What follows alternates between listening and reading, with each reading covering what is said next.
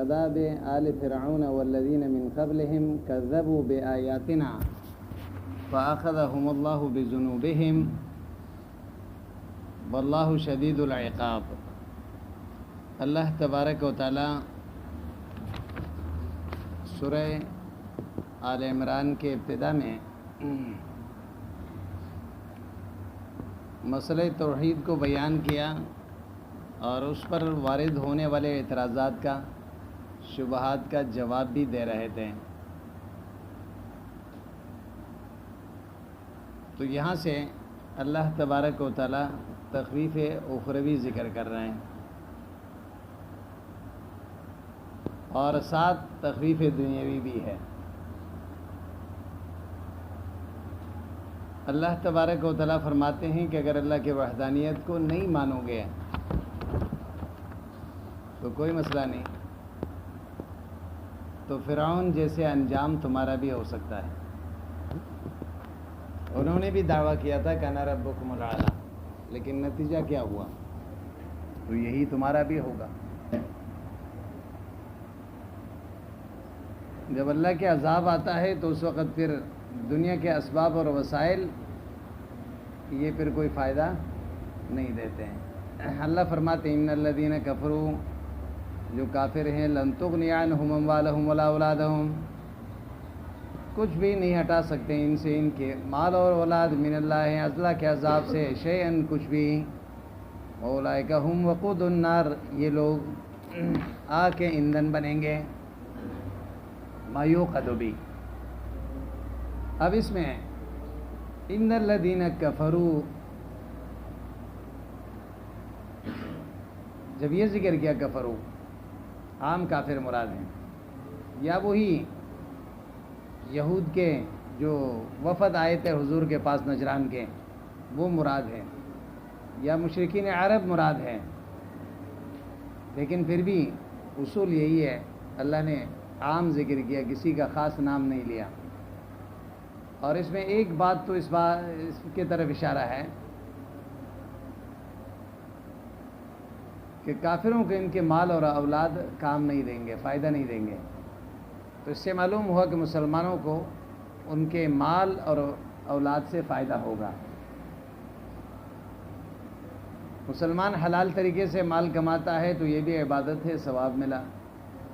حلال طریقے سے خرچ کرتا ہے، چاہے اپنے گھر والوں پر کیوں نہ ہو، اس سے بھی صدقہ ہے، ثواب ملے گا۔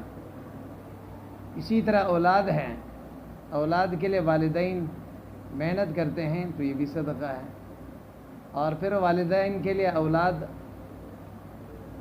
ایک صدقہ جاریہ ہے، او ولد صالح یدعو لہ۔ بات سمجھ میں آئی نا؟ کداب آل فرعون والذین من قبلہم، ان کے حال فرعونیوں جیسے ہیں، والذین من قبلہم، ان سے پہلے جو گزرے ہوئے کافر ہیں ان کے جیسے ہیں، من الامم کعاد و ثمود، کذبوا بآیاتنا، انہوں نے ہمارے دلائل کی تکذیب کی، فاخذہم اللہ بذنوبہم، اللہ نے ان کو ان کی جرم کی وجہ سے پکڑ لیے۔ جملہ مفسرہ ہے لما قبلہا، ما قبل بھی یہی بات کی نا، تو اللہ کے عذاب آیا، یہ آگ کے ایندھن بن گئے، یہاں بھی فرمایا کذبوا بآیاتنا فاخذہم اللہ اہلکم اللہ بذنوبہم واللہ شدید العقاب، اللہ سخت سزا والے ہیں۔ اللہ کیا ہے؟ سخت سزا۔ وَنَزَلَ لَمَّا أَمَرَ النَّبِيُّ صلی اللہ علیہ وسلم اليہود بالاسلام فی مرجعه من بدر فقالوا له لا يغرنك ان قتلت نفرا من قریش اغمارا لا يعرفون القتال۔ مصنف علیہما اگلے آیت جو قل للذین کفروا ستغلبون وتحشرون الى جہنم وبئس المہاد، اس کے لیے آپ کو بتا رہا ہے کہ شان نزول، یہ آیت کب نازل ہوئی ہے؟ فرماتے ہیں کہ جب نبی اکرم صلی اللہ علیہ وسلم بدر میں کامیاب ہوئے 70 قیدی بنا دیے گئے، 70 کو قتل کیا گیا۔ اس کے بعد نبی اکرم صلی اللہ علیہ وسلم نے یہودیوں کو بھی یہ پیغام بھیجا کہ تم بھی مان لو ورنہ تمہارے انجام بھی ایسا ہوگا۔ تو آگے سے یہودیوں نے کہا لا یغرنک ان قتلت نفسا من قریش اغمارا۔ اب اس میں دھوکہ میں نہ ہے کہ اغمار کہتے ہیں ناتجربہ کار کو۔ عرب جو مکے والے ناتجربہ کار تھے، لڑائی کو نہیں جانتے ہیں، ان کو آپ نے شکست دے کے یہ سمجھا کہ اب دنیا کو پتہ کر دیا، ہمارے ساتھ لڑیں گے تو پھر پتہ چلے گا۔ سمجھ نہیں آئی بات؟ آپ کو دھوکہ میں نہ ڈالیں۔ ان قتلت نفرا من قریش، قریش کے کچھ لوگوں نے آپ نے قتل کیا ان کو، اغمارا جب ناتجربہ کار تھے، ان کو لڑائی سے کوئی واسطہ نہیں تھی۔ لا یعرفون القتال، آگے بتا دیا کہ ناتجربہ کاری کیسی تھی، وہ لڑنا نہیں جانتے تھے، تو اس لیے شکست کھا گئے۔ وہ اللہ کی مدد سے صراحتاً انکار کر دی۔ تو ہمارے ساتھ لڑو گے تو پھر پتہ چلے گا کیسا ہوتا ہے۔ سمجھ میں بات آئی؟ تو اللہ نے فرمایا قل کہہ دیجئے میرے نبی للذین کفروا، کافروں کو، اس سے مراد یہودی ہے، ستغلبون وتحشرون الی جہنم، تم مغلوب کیا جاؤ گے اور تمہیں جمع کیا جائے گا جہنم کے طرف، وبئس المہاد، بہت برا ہوگا جو تمہارے لیے وہاں تیار ہے۔ یہ بچایا گیا ہے جہنم کی آگ۔ اب ایک تو یہ بات سمجھ لیں للذین کفروا سے مراد خاص یہود مدینہ مراد ہے، ان کو شکست ہوئی نا۔ تینوں قبائل جو یہود کے وہاں آباد تھے ان کو کیا گیا، 2 کو جلا وطن کیا گیا، 1 کو قتل کیا گیا، جس کی تفصیل آپ کے سامنے آ چکے ہیں۔ پھر ان کو خیبر سے بھی بھگایا گیا، خیبر بھی فتح ہوا، شام کے طرف گئے، وہاں بھی ان کو سکون سے نہیں بیٹھنا دیے، اللہ نے وہ وعدہ پورا کر دیا۔ تو لہٰذا کوئی یہ نہ سمجھیں کل الذین کفروا ستغلبون، اللہ فرماتے ہیں کافروں کو کہہ دیجئے تم مغلوب ہو جاؤ گے۔ تو ہر جگہ تو کافر مغلوب نہیں ہوتا نا، بہت سی جگہوں پر تو کافر کامیاب ہو جاتے ہیں۔ تو اللہ کیسے فرما رہے ہیں؟ سمجھ میں بات آئی؟ ایک خاص کافر مراد ہے، خاص، تو لہٰذا الحرب سجال، حضور نے فرمایا لڑائی کا مثال تو ڈول کا ہے، کنواں کا دونوں طرف ڈول ہوتے ہیں، ایک اوپر آتا ہے تو دوسرا نیچے جاتا ہے، تو لہٰذا کبھی ہم غالب ہو جاتے ہیں، کبھی یہ غالب، لیکن اللہ نے فرمایا وَأَنْتُمُ الْعَالَوْنَ إِن كُنتُم مُؤْمِنِينَ، اگر ایمان میں کمزوری نہیں ہے تو مسلمانوں کو اللہ غلبہ عطا فرماتا ہے۔ تو اگر کہیں شکست بھی ہوتے ہیں تو وہاں پہ مسلمانوں کا اپنے مسائل ہوتے ہیں۔ ستغلبون بالتاء والیاء فی الدنیا بالقتل، دنیا میں قتل کے ساتھ، والاسر اسی طرح قیدی بنا کے، وضرب الجزیہ، ان کے اوپر جزیہ ٹیکس لگ گیا، تو خیبر میں ان کو رہنا ہے، دیا گیا لیکن ٹیکس دیں گے۔ وقد وقع ذالک، ایسا ہوا، ایسا ہوا ہے، صحابہ کے زمانے میں ہوا، کوئی دور کی بات نہیں، حضور کے زمانے میں ہوا، بات سمجھ میں آئی نا۔ بنو قریظہ کو قتل کیا گیا، بنو نذیر اور بنو قینقاع کو جلا وطن کیا گیا۔ وتحشرون، تمہیں جمع کیا جائے گا، بالوجہین، یہاں بھی تاؤ یا کے ساتھ ہیں، الی جہنم، جہنم کی طرف، فتدخلونہا، وہاں جاؤ گے، وبئس المہاد، الفراش، ما یمہد بہ، جو تیار کر دیے جاتے ہیں، جو بچائے جاتے ہیں، جہنم کے آگ۔ قد کان لکم آیۃ، ہے تمہارے لیے عبرت، وذکر الفعل للفصل فی فئتین، یہاں قد کان، مفسر فرما رہے ہیں قد کان لکم، یہاں پہ فرمایا قد کان لکم آیتنا، تمہارے لیے جو ہے فرمایا کہ ہاں، مفسر فرما رہے ہیں کہ قد کان لکم، مذکر لایا فعل کو، مؤنث لانا چاہیے تھا، وقد کانت ہونی چاہیے تھے۔ کیونکہ آگے آیت المؤنث ہے. سمجھ میں بات آئی؟ تو مصنف فرما رہے ہیں کہ وذکر الفعل للفصل، قاعدہ اور سے ہٹ کر یہاں فعل کو مذکر لایا، جبکہ لانا چاہیے مؤنث کو. کیوں لایا؟ تو فرمائے للفصل، اس لیے کہ کانا اور اس کے اسم کے درمیان خبر کا فصل آ گیا ہے، تو اس وجہ سے اس فاصلے کو دیکھتے ہوئے یہاں کیا لایا ہے؟ مذکر لایا ہے. فی فئتین، ان دو جماعتوں میں، التقطا جمع، یہ آپس میں ملے. یوم بدرنا، کب ملے؟ بدر کے. فئتن تقاتل فی سبیل اللہ، ایک جماعت وہ تھی جو اللہ کے راستے میں لڑ رہی تھی، اللہ کے اطاعت میں، وہ نبی صحابہ. وکانوا 313 یہ 313 آدمی تھے. معہم فرسانے، 313 آدمیوں کے پاس، 313 آدمیوں میں سے 70 کے پاس اونٹ ہیں. کتنے کے پاس؟ 2 آدمیوں کے پاس گھوڑے ہیں. کتنے؟ صرف 2 آدمیوں کے پاس. اور زرہ کتنے کے ہیں؟ کہتا ہے 6 آدمیوں کے پاس زرہ ہے جو حفاظت کے لیے پہنتے ہیں، اور 8 آدمیوں کے پاس تلوار ہے. باقی کے پاس جو ہے کسی کے پاس تیر ہے اور کسی کے پاس کوئی خالی ہے. وَأَكْثَرُهُمْ رِجَالًا، اور زیادہ تر جو ہے پیدل، جن کے پاس سواری بھی نہیں. بات آئی سمجھ میں یا نہیں ہے؟ کیا ہے؟ جن کے پاس سواری بھی نہیں تھی. یہ بدر کے واقعے کو اللہ ذکر فرما رہے ہیں. دیکھیں اللہ کی مدد جب آتی ہے نا تو پھر کافر کی طاقت جو ہے پاش پاش ہو جاتا ہے. کفر اور اسلام کا سب سے پہلا معرکہ جو بدر کے موقع پر پیش آیا تھا، اس کی تفصیل پہلے ہو چکا ہے. سمجھ آئی بات؟ کافروں کی تعداد 1000 تھی، مسلمانوں کو 313. اللہ اکبر.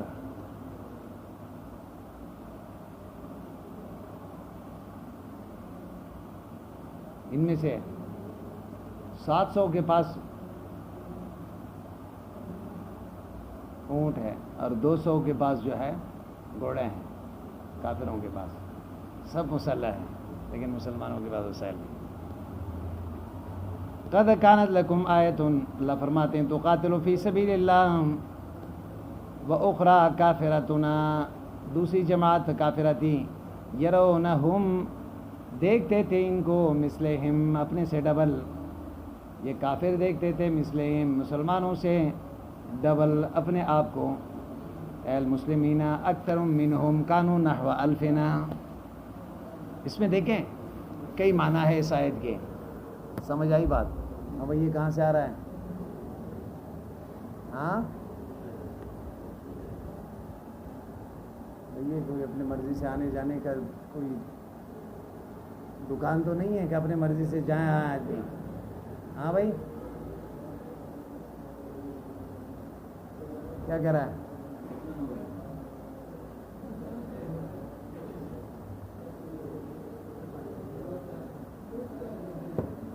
اس طرح نہ کریں بھائی، بیٹھ جائیں، اس طرح نہ کریں. اچھا، وَأُخْرَى كَافِرَةٌ يَرَوْنَهُمْ، اس کے 2 یا 3 معنی ہیں. اسے ذرا دیکھیں. ایک مسلمان اور ایک کافر جماعت. یرونہم مثلہم، ایک معنی تو یہ ہے کہ یرونہم، دیکھتے یہ کافر مسلمانوں کو، مثلہم، اپنے سے ڈبل. رائے العین، ظاہری آنکھوں سے.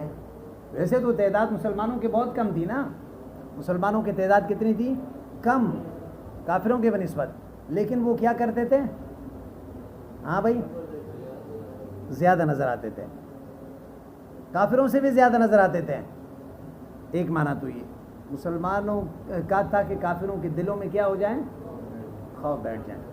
دوسرا معنی یہ ہے یرونہم مثلہم، یہ مسلمان کافروں کو دیکھتے تھے اپنے سے زیادہ. پھر بیان حقیقت ہوگا. ظاہری باتیں مثلے ویسے تو ڈبل کو کہتے ہیں نا، کافر تو مسلمانوں سے ٹرپل دیں، یہ 300 ہے اور وہ 1000 ہیں، تو مثل سے یہاں مراد مثلہم سے مراد یہ کیا ہے؟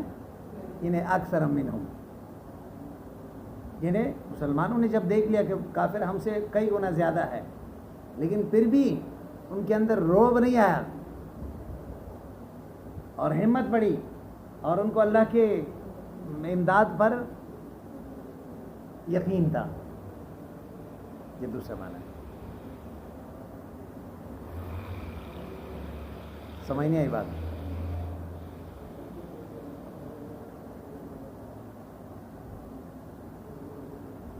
یا یہ ہے کہ یرونہم مثلہم، یہ کافر دیکھتے اپنے آپ کو مثلہم، بات سمجھنا نا، مسلمانوں سے ڈبل. جب کافروں نے دیکھا خود اپنے آپ کو، بات سمجھ میں آئی نا. اے المسلمین اکثر منہم کانوا نحو الف، یہ 1013 یہ لائن رؤیتاً ظاہرتاً معینہ، یہ بظاہر دیکھنا مراد ہے اپنے آنکھوں سے، کوئی آنکھ کے دھوکہ نہیں تھا، آنکھ کا دھوکہ نہیں، بلکہ حقیقت کے آنکھ سے یہ دیکھا. پھر آگے فرماتے ہیں یہ لائنیں وقد نصرهم اللہ تعالیٰ مع قلتہم، اللہ نے اس کے باوجود کہ مسلمان کم تھے اللہ نے ان کے ساتھ مدد فرمائی، مع قلتہم، کم ہونے کے باوجود. واللہ یؤید بنصرہ، اللہ تبارک و تعالیٰ مدد فرماتے ہیں، مضبوط فرماتے ہیں اپنے نصرت کے ساتھ جس کو چاہیں. ان فی ذالک لعبرۃ، اس میں عبرت ہے لأولی الابصار، عقل والوں کے لیے، لذوی البصائر. افلا تعتبرون بذالک فتؤمنوا، اس سے عبرت لے کے ایمان کیوں نہیں لاتے ہو؟ اصل چیز اللہ کی مدد ہے، ظاہر کچھ بھی نہیں ہے. ظاہر چاہے کچھ بھی دیکھیں آدمی، ظاہر سے نہیں ہوتا، اللہ کے مدد سے ہوتا ہے. زین للناس حب الشہوات، یہاں سے علت انکار ذکر کر رہا ہے. نبی کے پیغام کو، مسئلہ وحدانیت کو، نبی کے صداقت کو آدمی کیوں نہیں مانتا؟ وہ موانع کیا ہے، وہ علت کیا ہے، وہ سبب کیا ہے؟ اللہ فرماتے ہیں محبت دنیا، تزہید من الدنیا ہے، دنیا رکاوٹ بن رہی ہے. زین للناس، مزین کیا گیا لوگوں کے لیے، حب الشہوات، خواہشات کے محبت نے، انہیں پسندیدہ چیزوں کی محبت. ما تشتہیہ النفس وتدعو الیہ، شہوات اس کو کہتے ہیں نفس جس کی طرف رغبت کر رہا ہے کہ یہ بھی ہونی چاہیے، یہ بھی ہونی چاہیے، یہ بھی ہونی چاہیے. سمجھ میں بات آئی؟ زین للناس حب الشہوات. زینا، اس میں ایک تو دنیا کے حقارت کو اللہ نے بیان کیا، دنیا کوئی چیز نہیں ہے. ساتھ تزہید من الدنیا ہے، دنیا سے اپنے رغبت کم کریں. اور بات سمجھ میں آئے نا، اسی حدیث سے بھی آتا ہے ظاہرها غرۃ و باطنها عبرہ، دنیا کے ظاہر دھوکہ ہے اور باطن جو ہے وہ عبرت ہے. انسان اگر دیکھیں، دنیا کے بڑے سرمایہ داروں کو دیکھیں، دنیا کے بڑے طاقتوروں کو دیکھیں، دنیا پر حکمرانی کرنے والوں کو دیکھیں، ان کا انجام کیا ہوا؟ آج ان کے نام لینے والے کوئی نہیں. جن کا سکہ دنیا میں چلتا تھا، ایک زمانہ تھا کہ لوگ کہتے صدام حسین ہے، معمر قذافی ہے، مصر کے حسن مبارک کے 40-50 سال سے ملک کے حکمران تھے، سیاہ و سفید کے مالک تھے. معمر قذافی، اسی طرح جو ہے حافظ الاسد تھے شام کے، پرویز مشرف تھے، بات سمجھ میں، سیاہ سفید کے مالک. لیکن آج ان کے نام و نشان اللہ بتاتا ہے کہ یہ طاقت عارضی ہے انسان کے پاس. جتنے بھی انسان طاقتور بن جائیں نا، سیاہ و سفید کے مالک بن جائیں، لیکن انجام اچھا نہیں ہوتا. اچھا، زین للناس، اب مزین کرنے والا کون ہے اس کا ذکر نہیں کیا. آگے مفسر کہہ رہا ہے کہ مزین یا تو اللہ نے کی ہے نا، طبعی میلان مال کی طرف اللہ نے پیدا کر دی، یا شیطان ہے. سمجھ آئی بات؟ مال کی محبت یہ فطری چیز ہے. کیا ہے بھائی؟ کون سے مال کو مال اس لیے کہتے ہیں؟ لأن الناس یمیل الیہ، اس لیے کہ لوگ اس کی طرف مائل ہو جاتے ہیں. سمجھ نہیں آئی بات؟ ہر ایک چاہتا ہے کہ میرے پاس مال ہو، اسی کے لیے محنت کرتا ہے، اسی کے لیے بھاگ دوڑ کرتا ہے آدمی. مال کی محبت فطری ہے، اس لیے حضور اکرم صلی اللہ علیہ وسلم نے مال کو فتنہ قرار دیا. قرآن نے بھی فتنہ قرار دیا. ہاں، یہی مال ایک طرف ایمان کے محافظ ہے اور دوسری طرف ایمان کے ڈاکو ہے. اسی سے لوگ گمراہ ہو گئے، اسی سے لوگ اللہ کو راضی کر سکتے ہیں. حلال طریقے سے کما کے حلال طریقے پر لگائیں. سمجھ آئی بات؟ اب اللہ تبارک و تعالیٰ نے یہ مال کے محبت انسان کے اندر فطری طور پر ڈال دی ہے. اس کی وجوہات کیا ہے؟ ہر انسان کے اندر مال کے محبت اور جو ہے یہ فطری چیز ہے، یہ کیوں پیدا ہو گئے؟ یہ تو الگ بات ہے کہ کچھ لوگ ایسے ہوتے ہیں اللہ والے، کثرت عمل سے ان کے اندر مال کی محبت بالکل ہی ختم ہو جاتی ہے. جیسے انبیاء ہیں، جیسے ایک بعض بزرگ ہیں، یہ مال کو کوئی چیز سمجھتے نہیں ہیں، لیکن اس کے علاوہ باقی عام انسانوں کے دل میں مال کی محبت اللہ نے فطری طور پر پیدا کر دی ہے. کیوں؟ اس کی حکمت کیا ہے؟ پہلے تو یہ ہے کہ اگر مال کی محبت اللہ انسان کے دل میں نہ ڈالتے تو یہ دنیا کا نظام نہ چلتا. ہاں، اگر اس کو پتہ ہے کہ مجھے تو یہ سارے جو بھی کماؤں گا تو وہ یہاں رہ جائے گا، یہ گھر بناؤں گا مجھے نصیب نہیں ہوگا، مال کے حقیقت اس کے سامنے ہو اور نفرت پیدا ہو جائے تو کون بنائے گا؟ کون محنت کرے گا؟ دنیا کو بھی تو بات کرنا ہے نا. اس لیے اللہ نے فطری طور پر انسان کے اندر مال کی محبت ڈال دی. ہر آدمی کوشش کرتا ہے دنیا میں مال کمانے کی اور اس دنیا بنانے کی، کوئی حلال طریقے سے کوئی حرام طریقے سے.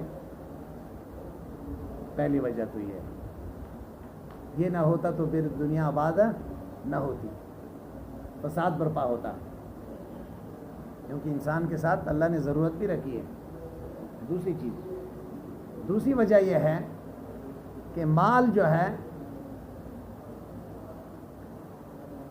کہ محبت اس لیے ڈال دی تاکہ کل قیامت کے دن جو نعمتیں اللہ جنت میں عطا فرمائیں گے مسلمان کو، اس کے طرف رغبت دنیا میں پیدا ہو جائے.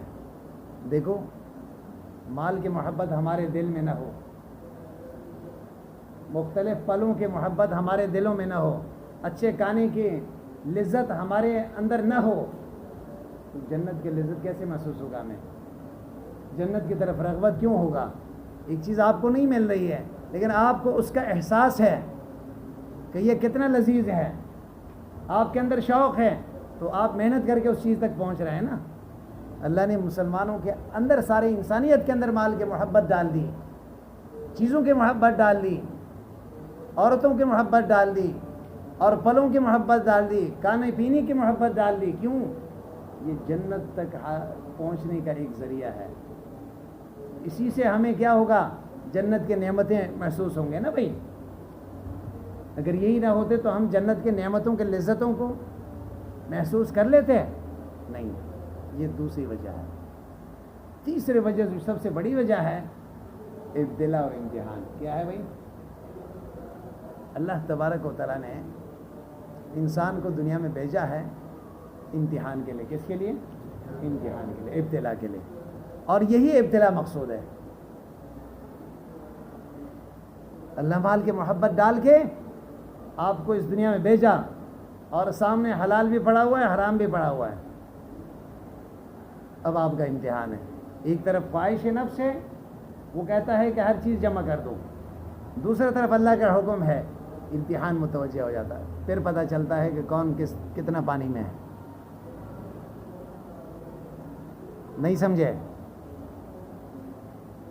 اس لیے اللہ فرماتے ہیں انا جعلنا مع الارض زینۃ لها لنبلوہم ایہم احسن عملا. اس دنیا کو ساری کی ساری چیزوں کو میں نے زینت بنا دی. مزین کر کے پیش کیے، اچھی چیز بھی اور بری چیز بھی آپ کے سامنے ہے۔ مقصود کیا ہے؟ امتحان ہے۔ کچھ فرق نہیں پڑا؟ ہاں بھائی، چلیے بھائی آگے جائیں۔ حب الشہوات ما تشتہی النفس وتدعو الیہ، وتدعو الیہ، ان میں سے پھر کیا ہے؟ فرماتے ہیں زینہ اللہ تعالی ابتلاء او الشیطان، فاعل کون ہے؟ یا تو اللہ ہے، مزین کرنے والے اللہ ہیں، بطور امتحان، سمجھ نہیں آئی بات؟ یا یہ ہے کہ شیطان ہے، کیا ہے؟ شیطان ہے۔ من النساء، یہ محبوب چیزیں کیا ہیں؟ من النساء، عورتوں میں سے ہیں۔ پہلے چیز اللہ نے ذکر فرمایا عورتوں کو ذکر پہلے اس لیے کیا ہے، حضور فرماتے ہیں کہ میرے امت میں ما ترکت فتنۃ اضر علی الناس، فرماتے ہیں کہ مردوں کے لیے، انسانوں کے لیے میرے امت میں نے سب سے بڑا فتنہ جو چھوڑ دیا ہے وہ عورتیں ہیں۔ سمجھ نہیں آئی بات؟ سب سے بڑا فتنہ، اس لیے فرمائے من النساء۔ اب حرام طریقہ بھی ہے، حلال طریقہ بھی ہے، اللہ نے دونوں ذکر فرما دیے۔ کوئی حلال طریقے سے اپنے مقصد تک پہنچ رہا ہے تو ثواب مل جائے گا۔ حدیث میں آتا ہے اگر ایک آدمی بیوی کے پاس جاتا ہے تو پھر بھی ثواب ملتا ہے۔ صحابہ نے عرض کی یا رسول اللہ اپنے خواہش پورا کر رہا ہے، فرمایا کہ اگر یہی غلط طریقے سے پورا کرتا تو گناہ نہ ملتا؟ فرمایا ہاں، تو جب حلال طریقے سے خواہش کی تکمیل کر رہا ہے تو ثواب کیوں نہیں ملے گا؟ نہیں سمجھے؟ حضور اکرم صلی اللہ علیہ وسلم فرماتے ہیں حبب الیہ من الدنیا ثلاث، مجھے ان دنیا میں تین چیزیں محبوب ہیں، النساء والطیب وقرۃ عینی فی الصلاۃ۔ ایک تو عورتیں ہیں، مظلوم طبقہ ہے معاشرے میں، بات سمجھ میں آنا کیا ہے؟ تو عرب میں تو خاص طور پر ان کے ساتھ ظلم ہوتا تھا، حضور فرماتے ہیں مظلوم کے ساتھ محبت کریں۔ خوشبو، وقرۃ عینی فی الصلاۃ، میرا آنکھوں کے ٹھنڈک نماز ہے۔ الدنیا کلھا متاع وخیر متاعھا المرأۃ الصالحہ۔ تو بہرحال والبنین، اس کے بعد پھر اولاد، بنین اولاد،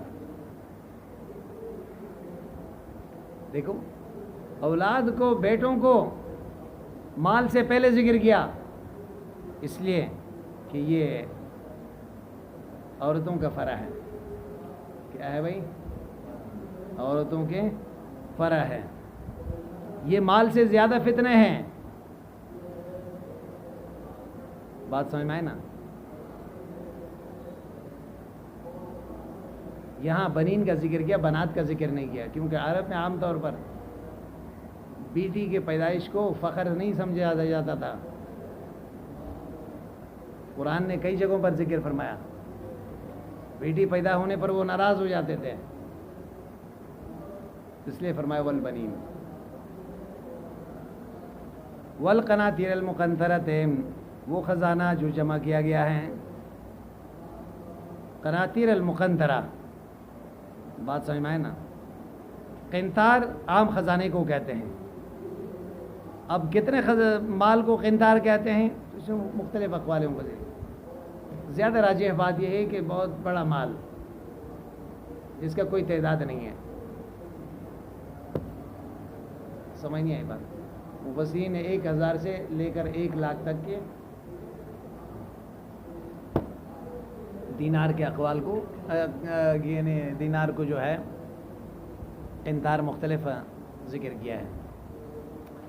والمن الذهب والفضہ، سونا ہو یا چاندی ہو، والخیل المسومہ، نشانہ دار اور عمدہ گھوڑام، والانعام، اور چوپائی، والحرث، اور فصل زمین کے، ذالک متاع الحیات الدنیا، اللہ فرماتے ہیں یہ سارے کے سارے دنیا کے فائدہ ہیں، یتمتع بہ فیہا ثم یفنا، پھر ختم ہو جائیں گے، واللہ عنده حسن المآب، اللہ کے پاس خوبصورت مرجع جنت کی شکل میں، فینبغی الرغبہ فیہ دون غیرہ، مومن کا رغبت دنیا کی ان مال و دولت اور دنیا کی نعمتوں کی طرف نہیں ہونی چاہیے.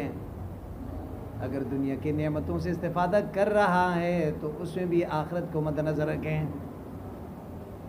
دون غیری سے حدیث میں آتا ہے, نبی اکرم صلی اللہ علیہ وسلم فرماتے ہیں الدنیا ملعونۃ وملعون ما فیہا, دنیا ملعون ہے, وما فیہا جو اس میں ہے وہ بھی لعنتی ہے, الا ذکر اللہ وما والہ او عالم او متعلما او عالما او متعلما, مگر اللہ کا یاد, اللہ کا ذکر. بات سمجھ میں نا,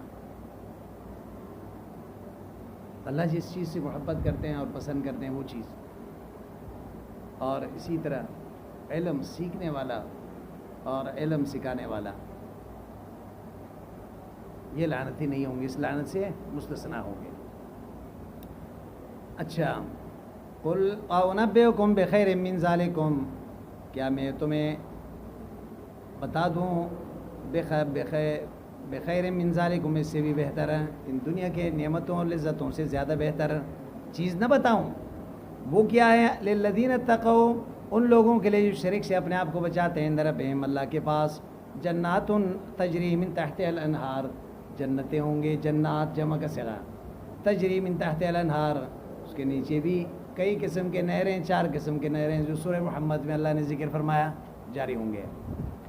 مقدرین الخلود خالدین فیہا, ان کے لیے یہاں پہ ہمیشہ رہنے کا فیصلہ ہوگا جب جائیں گے. وازواج مطہرہ, ان کے بیویاں ہوں گے وہاں مطہرہ پاک, 70 حوریں اللہ تبارک و تعالیٰ ایک جنتی کو عطا فرمائیں گے. من الحیض, دنیا کے عورتوں میں ماہواری بیماری ہوتی ہے, یا ان کے خصلت اور ان کے اخلاق میں کوئی خرابی ہو سکتا ہے جس سے شوہر پریشان ہے, لیکن وہ مما یستقذرو, ہر اس چیز سے جس میں برا سمجھا جاتا ہے ان کو, برے اخلاق اور برے عادات سے جنتی حوریں جو ہیں وہ کیا ہوں گے؟ مستثنا ہوں گے, پاک ہوں گے. ورضوان من اللہ, اللہ کی طرف سے رضامندگی, واللہ سب سے بڑھ کر یہی بات ہوگی, اللہ تبارک و تعالیٰ جنتیوں کو جنت کے بعد اپنے رضامندی عطا فرمائیں گے. حدیث پہ آتا ہے, حضرت ابو سعید خدری رضی اللہ عنہ فرماتے ہیں, حضور نے فرمایا ان اللہ تبارک و تعالیٰ یقول لاہل الجنہ یا اہل الجنہ, اللہ جنتیوں کو فرمائیں گے میرے جنتیوں, جنتی کہیں گے کہ رب ذوالجلال, فیقولون لبیک ربنا وسعدیک, حاضر خدمت ہے, بتائیں اللہ, تو اللہ فرمائیں گے رضی تم, کیا تم میرے نعمت سے تم راضی ہو گئے ہو؟ جنت تمہیں مل گئے ہیں, جنت کی نعمتیں تمہیں ملی, کیا تم اس پہ خوش ہو؟ وہ کہیں گے کہ اللہ ما لنا لا نرضى, یا رب اے اللہ وجہ کیا ہے کہ ہم راضی نہ ہو جائیں, سب کچھ تو یہاں مل رہا ہے. وقد اعطیتنا ما لم تعط احدا من خلقک, آپ نے وہ نعمتیں دی ہیں آج تک آپ نے کسی بندے کو نہیں دی ہے, ایسے نعمتیں عطا کی ہمیں, تو ہمیں تو خوشی ہونا ہے. اللہ فرمائیں گے الا اعطیکم افضل من ذلک, کیا میں تمہیں اس سے بھی بہتر چیز نہ دوں؟ جنتی حیران ہو جائیں گے, جنت کے نعمتوں سے بڑھ کر اچھی چیز کیا ہوگی؟ جنت کی نعمتوں سے بڑھ کر کیا ہوگی زیادہ اچھی چیز؟ اللہ فرمائیں گے, پھر یہ جنتی کہیں گے یا ربنا وای شیء افضل من ذلک, اس سے بہتر چیز کیا ہو سکتی ہے جو جنت کی نعمتوں کے مقابلے میں؟ اللہ فرمائیں گے احل علیکم رضوانی فلا اسخط علیکم بعدہ ابدا. اللہ فرمائیں گے کہ بس ایک چیز اور ہے, وہ یہ ہے کہ آج کے بعد میں تم سے ناراض نہیں ہوں گا اور ہمیشہ تم سے راضی ہوں گا جو بھی تم کرو گے. تو جنتی اس بات پہ اتنے خوش ہو جائیں گے, یہ کہیں گے کہ اللہ شکر ہے تیرا, یہ تو جنت کی نعمتوں سے بھی بڑھ کر ہے, تو جو بھی ہم کریں گے مالک اب ناراض تو اس لیے تو کہتے ہیں نا بھائی، تھوڑی سی اس عارضی دنیا میں اپنے خواہش کو اللہ کے خواہش پر قربان کر لیں تو پھر ہمیشہ کے لیے پھر اللہ آپ کے تمام خواہشوں کو پورا فرمائیں گے. نہیں سمجھے؟ وَرِضْوَانٌ مِّنَ اللَّهِ وَاللَّهُ بَصِيرٌ بِالْعِبَادِ فَيُجَازِي كُلًّا مِّنْهُمْ بِعَمَلِهِ، ہر آدمی کو اس کے عمل کے مطابق بدلہ دیتا ہے.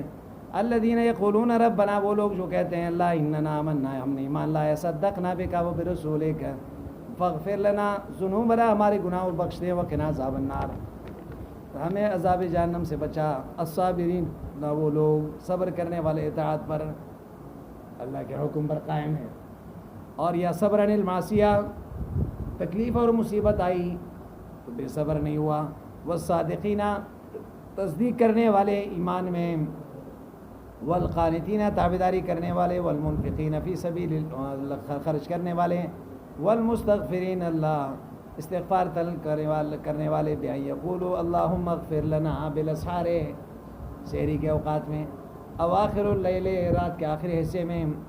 خصت بالذکر لأنہا وقت الغفلہ ولذت النوم، کیونکہ وہ آخری وقت سب سے زیادہ لذیذ وقت ہوتا ہے، دل نہیں چاہتا اٹھنے کے. اور اس ٹائم پہ آدمی اپنے نیند کو قربان کر کے نماز پڑھ رہا ہے تو اللہ سے مانگ رہا ہے، تو اللہ تبارک و تعالیٰ اس کے دعا کو قبول فرمائیں گے. سمجھ میں بات آئی یا نہیں آئی؟ شاہد اللہ بینا لخلقہ بالدلائل والآیات، اللہ تبارک و تعالیٰ نے بیان فرمایا ہے اپنے مخلوق کے لیے بالدلائل والآیات، دلائل اور آیات کے ساتھ. انہ لا الہ، بات یہ ہے کہ لا الہ، نہیں ہے کوئی حاجت روا، نہیں ہے کوئی مشکل کشا، الا ہو، مگر کیا ہے؟ کون ہے؟ اللہ ہے، مگر اللہ ہے. والملائکہ، اور فرشتے جو ہیں گواہی دے رہے ہیں. واولو العلم، اہل علم بھی گواہی دے رہے ہیں. اہل علم بھی کیا کر رہے ہیں؟ یہ آیت اس وقت نازل ہوئی، بات سمجھ میں آئی نا؟ تو ایک تو یہ سمجھ لیں اس آیت کی، اور ایک آگے قل اللہم مالک الملک تؤتی الملک من تشاء وتنزع الملک ممن تشاء وتعز من تشاء وتذل من تشاء بیدک الخیر انک علی کل شیء، یہ. اور ایک یہ آیت جو شاہد اللہ انہ لا الہ الا هو الملائکۃ واولو العلم قائم بالقسط لا الہ الا هو العزیز الحکیم. ان دونوں کے بڑے فضیلتیں روایتوں میں آئی ہیں. بات سمجھ میں آئے نا؟ ایک تو یہ سمجھ لیں کہ اس میں یہ اس وقت نازل ہوئی، شام کے یہود کے علماء حضور کے پاس آئے. مدینہ جب پہنچے یہ لوگ تو بعض وفد نجران کا کہہ رہے ہیں، ان میں دو بڑے علماء بھی تھے جو شام کے علماء میں سے. تو مدینہ کو دیکھا، دیکھنے کے بعد انہوں نے کہا کہ بھئی یہ لگ رہا ہے کہ یہی وہ شہر ہے. ہمارے کتابوں میں آیا کہ جس شہر میں نبی کے جو آخری نبی کے آنے کی جو علامتیں بتائی، ایسے ہی لگ رہا ہے. پھر حضور سے ملاقات ہوئی تو انہوں نے کہا کہ آپ محمد ہے، آپ احمد ہے؟ حضور نے فرمایا ہاں. تو ان دونوں نے کہا ہم کچھ سوالات کرتے ہیں آپ سے، اگر آپ اس کو جواب دیں گے تو ہم مان لیں گے. حضور نے فرمایا کر لیں. انہوں نے ایک سوال یہ کیا فَإِنَّا نَسْأَلُكَ عَنْ شَيْءٍ، وہ یہ ہے اخبرنا عن اعظم شہادت من کتاب اللہ فی کتاب اللہ، اللہ کی کتاب میں سب سے بڑی شہادت کس کو قرار دیا وہ بتا دیں. سب سے بڑی شہادت کس چیز کی؟ تو اللہ تبارک و تعالیٰ نے یہ آیت نازل فرما دی، شاہد اللہ انہ لا الہ الا ہو. سب سے بڑی شہادت اللہ کی ہے، جو اللہ کی وحدانیت کی شہادت ہے. پھر فرشتوں کی ہے، وَأُولُو الْعِلْمِ، پھر کیا ہے؟ اہل علم کا ہے، شہادت ہے. تو وہ آئے وہ وفد جو ہے، وہ جو علماء تھے، انہوں نے مان لیا اور ایمان قبول کیا. انہوں نے کیا کر دیے؟ ایمان قبول. حدیث میں بھی آتا ہے رسول اکرم صلی اللہ علیہ وسلم اس آیت کی فضیلت میں فرماتے ہیں یجاء بصاحبہا یوم القیامہ، اللہ تبارک و تعالیٰ اس آیت کو پڑھنے والے کو بلائیں گے اور فرمائیں گے کہ ان لعبدی ھذا عندی عہد، اس بندے کا میرے پاس ایک وعدہ ہے، وَأَنَا أَحَقُّ مَنْ وَفَى بِالْعَهْدِ، میں سب سے زیادہ وعدے کے وفاداری کرنے والوں میں سے ہوں۔ ادخلوا عبدی الجنہ، میرے بندے کو کیا کرو؟ جنت میں داخل کر دو۔ کیا کر دو؟ جنت میں داخل کر دو۔ بات سمجھ میں آئی نا؟ تو اس میں یہی بتایا۔ حضرت ابو ایوب انصاری رضی اللہ تعالیٰ عنہ فرماتے ہیں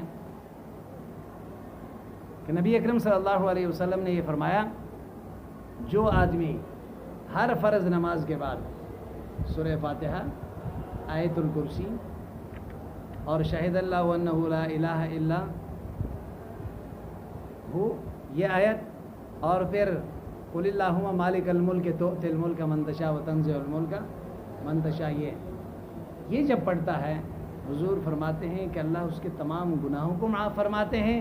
ہاں بھائی، یہ جو پیچھے جو سو رہے ہیں، ہاں یہ اس سے پیچھے کھڑے ہو جائیں دونوں، ہاں جلدی کر، یہ بھی اور پیچھے بھی جلدی کریں، یہ پیچھے دیکھ رہا ہے، ہاں